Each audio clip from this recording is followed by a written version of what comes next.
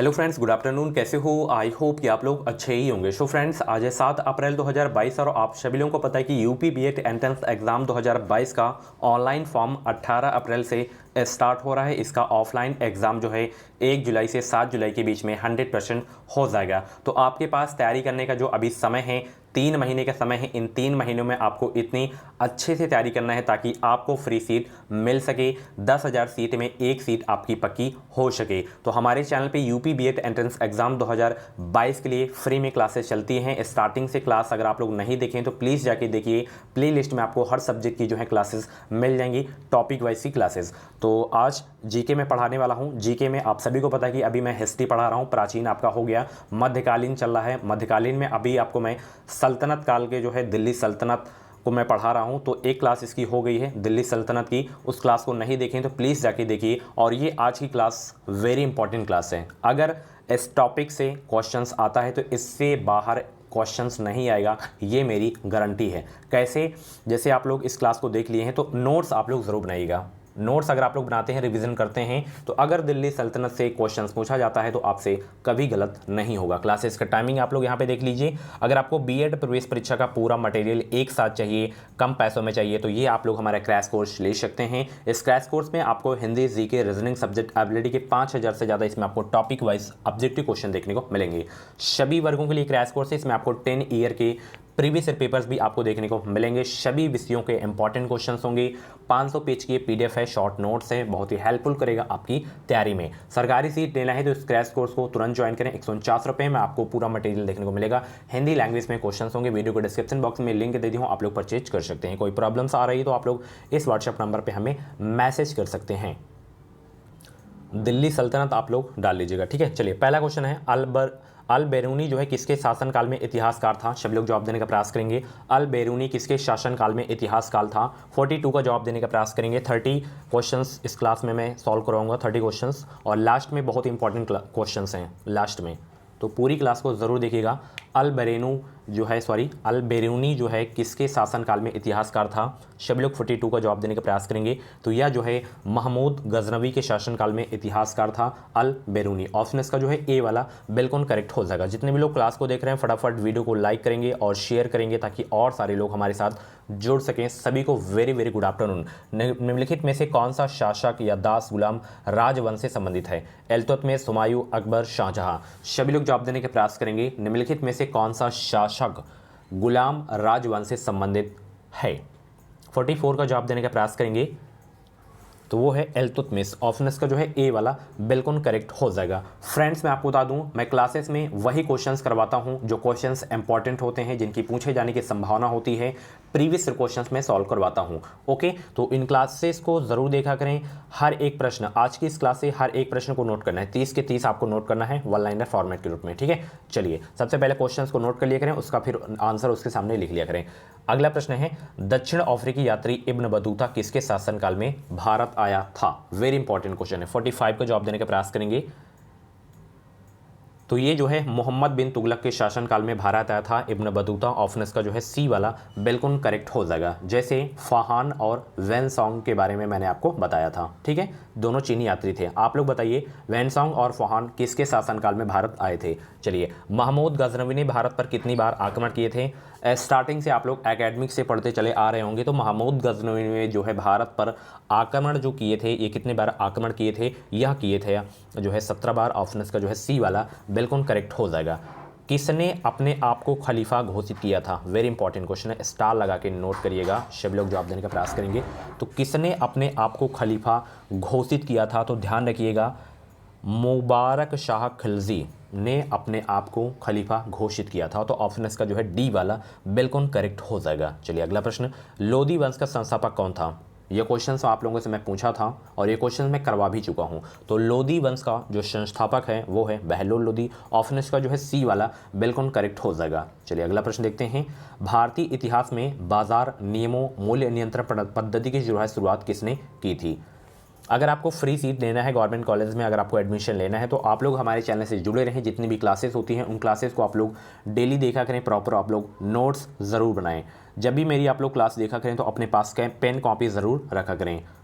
कुछ डाउट्स वगैरह हो तो आप लोग कमेंट बॉक्स में अपना डाउट क्लियर कर सकते हैं।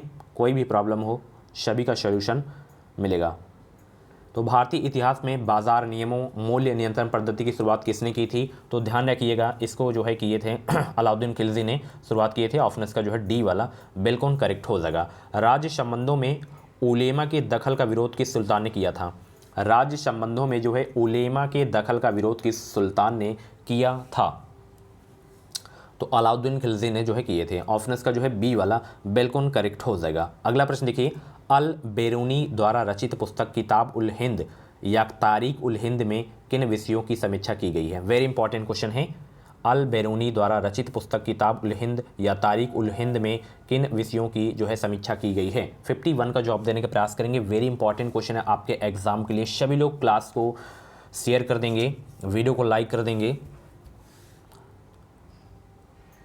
किताब उल हिंद या तारीख उल हिंद में किन विषयों की समीक्षा की गई है? मैं आपको बता दूं, भारतीय गणित, भारतीय इतिहास, भूगोल, खगोल विज्ञान, दर्शन, यानी कि इनमें से सभी विषयों की समीक्षा की गई है किताब उल हिंद में। ऑप्शन इसका जो है डी वाला बिल्कुल करेक्ट हो जाएगा।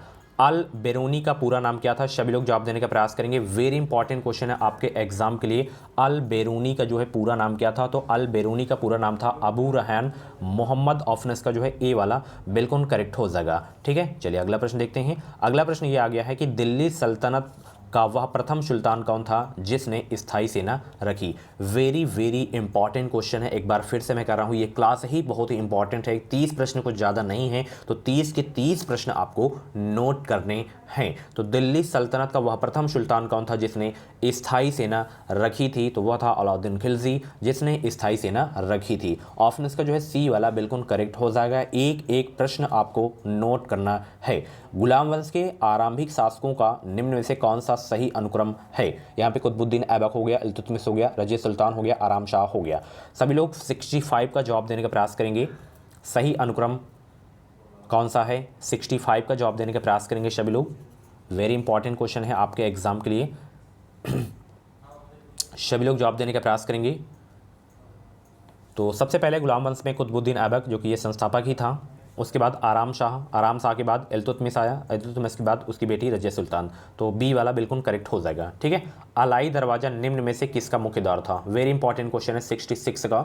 अलाई दरवाज़ा निम्न में से किसका मुख्य द्वार था? तो कुतुब मीनार का जो है मुख्य द्वार था। ऑप्शन इसका सी वाला बिल्कुल करेक्ट हो जाएगा। चलिए बताइए, कुतुब मीनार कहाँ पे है? सभी लोग जवाब देंगे। कुतुब मीनार कहाँ पे है? मोहम्मद गौरी किस वंश का था? वेरी इंपॉर्टेंट क्वेश्चन है, कई बार एग्जाम में पूछा गया प्रश्न है ये।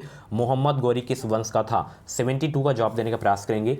मोहम्मद गौरी किस वंश का था? तो मोहम्मद गौरी जो है संसबनी वंश का था। ऑप्शन इसका जो है बी वाला बिल्कुल करेक्ट हो जाएगा। मोहम्मद गौरी को किस अन्य नाम से भी जाना जाता था? वेरी इंपॉर्टेंट क्वेश्चन है, 73 का जवाब देने का प्रयास करेंगे। मोहम्मद गौरी को किस अन्य नाम से भी जाना जाता था? तो इसे जो है मोहम्मद बिन साम, मुइजुद्दीन, शहाबुद्दीन, इसे तीनों नाम से जाना जाता था, यानी कि इनमें से सभी तीनों नाम नोट करने हैं मोहम्मद गौरी का। ऑप्शन इसका जो है डी वाला बिल्कुल करेक्ट हो जाएगा। बीएड से संबंधित अगर आपके मन में कुछ डाउट्स हैं तो आप लोग 7905632533 पे आप लोग हमें व्हाट्सएप मैसेज कर सकते हैं। कॉल्स आपको नहीं करना है, कॉल्स आपकी रिसीव नहीं हो पाएगी। प्लीज़ आप लोग व्हाट्सएप पे ही मैसेज करिएगा। चलिए अगला प्रश्न आ गया है, मोहम्मद गौरी का सर्वाधिक महत्वपूर्ण भारतीय आक्रमण था कौन सा? वेरी इंपॉर्टेंट क्वेश्चन है, 77 का जवाब देने का प्रयास करेंगे। मोहम्मद गौरी का सर्वाधिक महत्वपूर्ण भारतीय आक्रमण था तराइन का द्वितीय युद्ध। प्रथम युद्ध हुआ था 1191 में। द्वितीय युद्ध कब हुआ था? आप लोग बताइए कमेंट बॉक्स में, किनके बीच हुआ था तराइन का प्रथम युद्ध और तराइन का द्वितीय युद्ध? तो इस क्वेश्चन का 77 का राइट आंसर होगा ऑप्शन सी वाला, यानी कि सबसे फेमस अटैक था मोहम्मद गौरी का तराइन का द्वितीय युद्ध। चलिए अगला प्रश्न आ गया है, मोहम्मद गौरी एवं कन्नौज के राजा जयचंद के मध्य 1194 ईस्वी में हुआ किस नाम से प्रसिद्ध था? वेरी इंपॉर्टेंट क्वेश्चन है। तो ये जो है चंदावर के युद्ध के नाम से जो है प्रसिद्ध हुआ था। ऑप्शन इसका जो है सी वाला बिल्कुल करेक्ट हो जाएगा। मोहम्मद गौरी का अंतिम आक्रमण किसके विरुद्ध हुआ था? सभी लोग जवाब देने का प्रयास करेंगे। मोहम्मद गौरी का अंतिम आक्रमण जो है किसके विरुद्ध हुआ था? तो ये जो है पंजाब के खोखर के विरुद्ध हुआ था। ऑप्शन इसका जो है डी वाला बिल्कुल करेक्ट हो जाएगा। जितने भी लोग क्लास को देख रहे हैं फटाफट वीडियो को लाइक कर देंगे। अगला प्रश्न, निम्नलिखित में से किस सुल्तान के दरबार में सबसे अधिक गुलाम थे? वेरी इंपॉर्टेंट क्वेश्चन है, इंटरेस्टिंग क्वेश्चन है। तो निम्नलिखित में से किस सुल्तान के दरबार में सबसे अधिक गुलाम थे? 87 का जवाब देने का प्रयास करेंगे। तो ध्यान रखिएगा, फिरोज तुगलक के दरबार में सबसे अधिक गुलाम थे। तो ऑप्शन इसका डी वाला बिल्कुल करेक्ट हो जाएगा। मुझे बार बार आपको ना बताना पड़े कि ये क्वेश्चन से इंपॉर्टेंट है, इसको नोट करिए। 30 के 30 नोट करना है आपको, 30 के 30 नोट करना है आपको, ठीक है। चलिए, नालंदा विश्वविद्यालय जो कि बिहार में है, इसके विनाश का कारण क्या है? मुसलमान, कुषाण, सीथियंस, मुगल। तो नालंदा विश्वविद्यालय के विनाश का जो कारण है, ध्यान रखिएगा, एग्जाम में पूछ लिया है, तो मुसलमान विनाश का कारण है। ऑप्शन इसका जो है ए वाला बिल्कुल करेक्ट हो जाएगा। तबकात ए नासरी का लेखक कौन था? तबकात ए नासरी का लेखक कौन था? 91 का जवाब देने का प्रयास करेंगे। तो इसका जो लेखक था तबकात ए नासरी का, ध्यान रखिएगा, एग्जाम में पूछा जाए तो मिनहाज उस सिराज याद रखना है, मिनहाज उस सिराज तबकात ए नासरी का लेखक था। अलाई दरवाजा का निर्माण किस सुल्तान ने करवाया था? वेरी इंपॉर्टेंट क्वेश्चन है। अलाई दरवाजा का निर्माण किस सुल्तान ने करवाया था? इल्तुतमिश या बलबन या अलाउद्दीन खिलजी या मेरा फिरोज शाह तुगलक? अलाउद्दीन खिलजी, फिरोज तुगलक, बलबन, इल्तुतमिश। तो अलाई दरवाजा का निर्माण किस सुल्तान ने करवाया था? ध्यान रखिएगा, अलाउद्दीन खिलजी ने जो है करवाया था अलाई दरवाजा का निर्माण। ऑप्शन इसका जो है सी वाला बिल्कुल करेक्ट हो जाएगा। कुतुबुद्दीन ऐबक की राजधानी थी कौन? कुतुबुद्दीन ऐबक की राजधानी थी, कुतुबुद्दीन ऐबक की राजधानी थी लाहौर। कहाँ थी? लाहौर थी कुतुबुद्दीन ऐबक की राजधानी। ऑप्शन इसका जो है ए वाला बिल्कुल करेक्ट हो जाएगा। और भी अगर आप लोगों को क्लासेस देखनी है तो आप लोग प्ले लिस्ट में जाके देख सकते हैं, प्ले लिस्ट में आपको सभी की सभी क्लासेस मिल जाएंगे। ये क्वेश्चंस में तो 3 स्टार लगाइए। तुगलक नामा के रचनाकार का नाम क्या है? तुगलक नामा के रचनाकार का नाम बताइए। वेरी इंपॉर्टेंट क्वेश्चन है, 96 का जवाब देने का प्रयास करेंगे। तो तुगलक नामा के रचनाकार का नाम है अमीर खुसरो। ऑप्शन इसका जो है सी वाला बिल्कुल करेक्ट हो जाएगा, सी वाला, ठीक है। चलिए, अगला प्रश्न देखिए। अगला प्रश्न आ गया है, सल्तनत काल के सिक्के टंका, ससगनी एवं जीतल किन धातुओं के बने थे? वेरी इंपॉर्टेंट क्वेश्चन है ये, स्टार लगाइए इस क्वेश्चन में फटाफट, अभी के अभी लगाइए। तो ये जो है चांदी और तांबा के बने थे, ठीक है। ऑप्शन इसका जो है ए वाला बिल्कुल करेक्ट हो जाएगा। इंपॉर्टेंट प्रश्न है। भारत में पोलो खेल का प्रचलन किया था किसने? पोलो खेलते समय किसकी मृत्यु हो गई थी? कुतुबुद्दीन ऐबक की हो गई थी। भारत में पोलो खेल का प्रचलन किया था किसने किया था? वेरी इंपॉर्टेंट क्वेश्चन है। तो तुर्कों ने भारत में पोलो खेल का प्रचलन किए थे। ऑप्शन इसका जो है सी वाला बिल्कुल करेक्ट हो जाएगा। वेरी इंपॉर्टेंट क्वेश्चन है आपके एग्जाम के लिए। प्रसिद्ध कवि अमीर खुसरो किसके दरबार में रहे? प्रसिद्ध कवि अमीर खुसरो दरबार में रहे थे, किसके दरबार में रहे थे? तो यह जो रहे थे अलाउद्दीन खिलजी के दरबार में रहे थे अमीर खुसरो। ऑप्शन इसका जो है ए वाला बिल्कुल करेक्ट हो जाएगा। ओके, 2.5 दिन का झोपड़ा मस्जिद अजमेर का निर्माण किसने करवाया था? वेरी इंपॉर्टेंट क्वेश्चन है। 128 का जवाब देने का प्रयास करेंगे। तो कुतुबुद्दीन ऐबक ने निर्माण करवाया था। ऑप्शन इसका जो है बी वाला बिल्कुल करेक्ट हो जाएगा। इंपॉर्टेंट क्वेश्चन है आपके एग्जाम के लिए। नहर निर्माण कराने वाला दिल्ली का प्रथम सुल्तान कौन था? वेरी इंपॉर्टेंट क्वेश्चन है। 174 का जवाब देने का प्रयास करेंगे। मैंने वही क्वेश्चंस लिए हैं जो एग्जाम में पूछे जाते हैं या पूछे जाने की संभावना होती है जिनकी। ये नहीं कि लगातार 180 एक चैप्टर में क्वेश्चंस हैं, पूरे उठा लिया हूँ आपको बोर कराने के लिए और आपके मेमोरी में ज़्यादा फालतू कचड़ा मैं वायरस नहीं भरना चाहता, वही चीज़ें भरना चाहता हूँ जो एग्जाम में काम आए। तो नहर निर्माण कराने वाला दिल्ली का जो प्रथम सुल्तान था, ध्यान रखिएगा, वह था गयासुद्दीन तुगलक। ऑप्शन इसका जो है ए वाला बिल्कुल करेक्ट हो जाएगा। वेरी इंपॉर्टेंट क्वेश्चन है आपके एग्जाम के लिए। मोहम्मद बिन तुगलक की मृत्यु कहाँ हुई थी? तो मोहम्मद बिन तुगलक की मृत्यु हुई थी ठट्टा में। ऑप्शन इसका जो है ए वाला बिल्कुल करेक्ट हो जाएगा। चलिए अगला प्रश्न देखते हैं।